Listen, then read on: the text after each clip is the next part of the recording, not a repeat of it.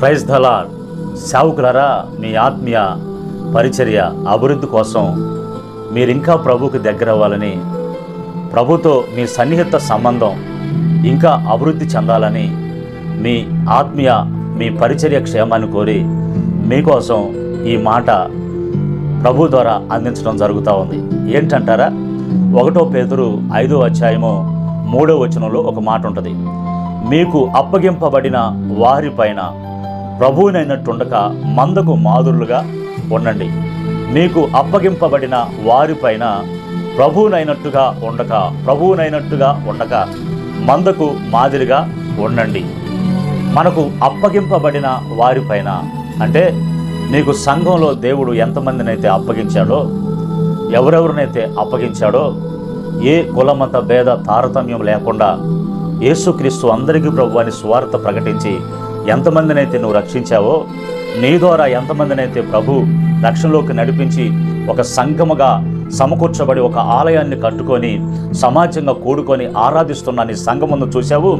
ఆ సంఘాన్ని ప్రభు నీకు అప్పగించినప్పుడు ఆ సంఘం విషయంలో నీ బాధ్యత, నీ మాదిరి ఎలా ఉండాలో అపోస్తలుడైన పేతురు పరిశుద్ధాత్మ ద్వారా గుర్తు చేస్తున్నటువంటి సందర్భాన్ని మీ ముందు ఉంచుతున్నా. హల్లెలూయా, దేవునికి స్తోత్రం. మీకు తెలుసు ఈ వాక్యం, అయినా కూడా ఎదుటి వాళ్ళు చెప్తే, వేరే వాళ్ళు చెప్తే మనకి ఇంకా బాగా అర్థమైంది.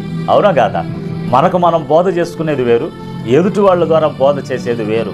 ఎందుకంటే ఎదుటివారిలో నుంచి పరిశుద్ధాత్మ దేవుడు కొన్ని ఆత్మీయ వివరాలు మనకు అందిస్తాడు. దేవుడు వాళ్ళకు ప్రత్యక్షతను కలగజేసిన విధంగా దేవుడు కొన్ని మర్మ భావాలను బయలుపరుస్తాడు.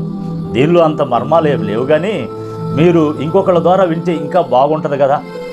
నాకన్నా చిన్నవాళ్ళు కూడా వినేవాళ్ళు ఉంటారు, ఇంకా బాగుంటుంది కదా మీ ఆత్మీయ క్షేమం కోసం. చూడండి, మందకు మాదిరిగా ఉండండి. ఎట్లా ఉండాలి? ప్రభువునైనట్టుగా ఉండకుండా ప్రభువులుగా ఉండగాకండి. మేమే ప్రభువులు మీకు. ప్రభు అనే మాట బైబిల్లో ఎవరికైనా రాయబడింది? యేసు ప్రభు వారికి గురించి రాయబడింది. సహజంగా లోకస్తుల్లో ప్రభు అనే మాట రాజులని ప్రభువులు వారు అని పిలుస్తారు. బైబిల్లో యేసు ప్రభు అని ప్రభువుల వారని ఎందుకు పిలిచారు? ఆయన మనందరికీ రాజు. అందుకే ప్రవీణ్ గారు మై కింగ్ అని అంటూ ఉంటాడు ఎప్పుడు. ఆయన మా రాజు, ఆయన ప్రభువు. కాబట్టి ఆయనే ప్రభు అని అంటే ఆయన ఒక యజమాని అని, ఒక అధికారి అని, ఆయన పరిపాలించేవాడు, పాలించేవాడని మనకి తెలియజేస్తూ ఉంది. కాబట్టి ఆయన యజమానుడు. మన యజమానుడు ఎవరు? మన అందరికీ యజమానుడు మన తండ్రి. మన హృదయ పరిపాలకుడు ఎవడు? మన యేసయ్య.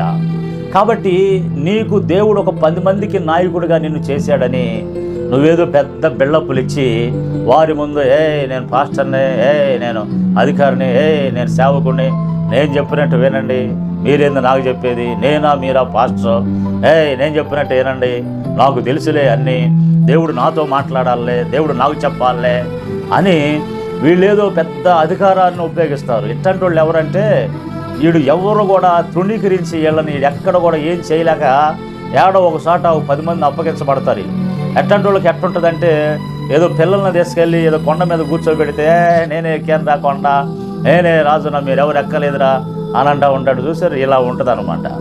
అసలు మోకాళ్ళ అనుభవంలో ఉండి ప్రార్థన బలముతో ప్రయాసతో పిల్లల్ని కనేవాడికి ఎలా ఉంటుందంటే, నా పిల్లలు, నా బిడ్డలు అని రొమ్మున కరుసుకొని ఆత్మీయంగా వాళ్ళతో కలిసి మీరు నేను ఒకటేనయ్యా అనేటటువంటి ఆత్మీయ భావంతో కలిసిమెలిసి ఉంటాడు.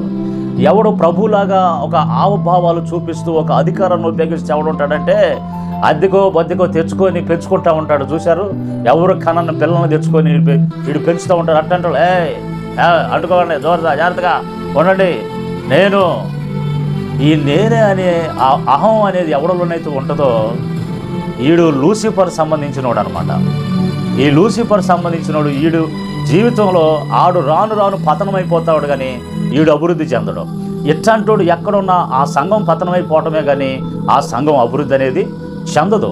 నా ఆత్మీయ పరిచర్య అనుభవంలో నేను చెప్తున్నాను నా ప్రియ దేవుని బిడ్డలారా. అపోస్తలుడైన పౌలు ఒక మాట అన్నాడు, ఏమంటే ప్రసవ వేదనతో నేను కన్నాను అని. ఆ అనుభవం నాకు ఉంది, నేను గర్వంగా చెప్పగలుగుతాను. అతిశయం నాలో కలగకుండును గాక.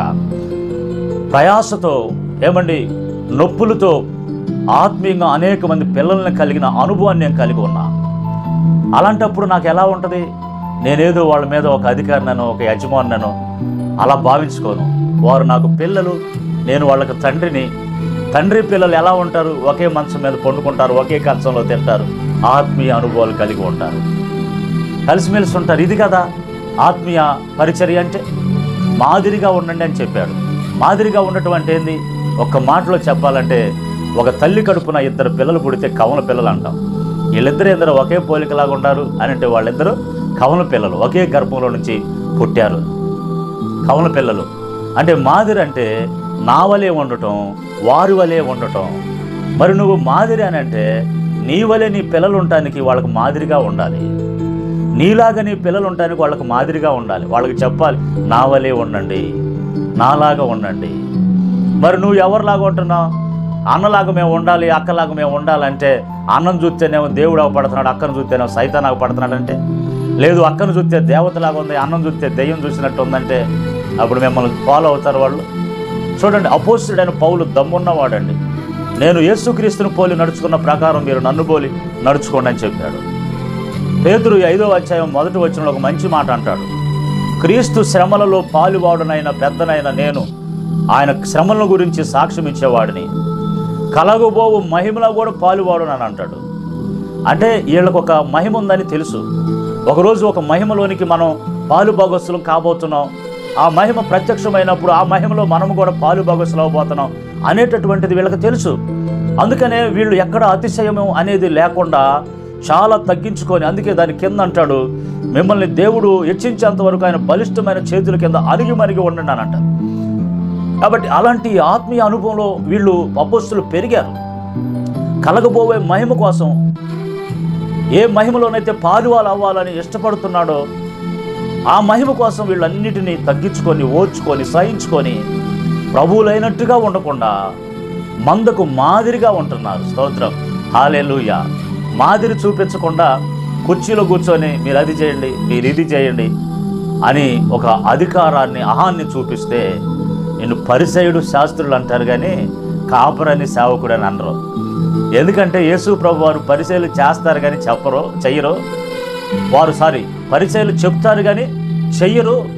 వాళ్ళు బోధిస్తారు కానీ చెయ్యరు. ఒక పొల్ల తీసి ఇటు కదలరు.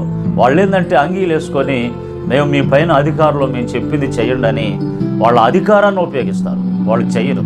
యేసు ప్రభు ఏమన్నారు? సున్నం కొట్టిన సమాధులారా, వేషధారులారా.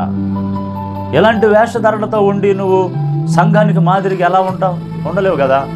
అందుకని నీ అహాన్ని, నీ గర్వాన్ని, అనే ఆ స్వభావాన్ని తగ్గించుకొని ఇడిచిపెట్టి యేసుక్రీస్తు స్వరక్తం ఇచ్చి కొన్న సంఘమని గుర్తించి ఆ సంఘానికి నిన్ను ఒక కాపరిగా, మాదిరిగా ఉండటానికి దేవుడు నిన్ను పెట్టాడని గుర్తించి ఆ భావనతో వాక్యానికి లోబడి సరైన పరిచర్యలో, మందకు మాదిరి కలిగిన పరిచర్యలో మనం ముందుకు సాగిపోదాం గాక.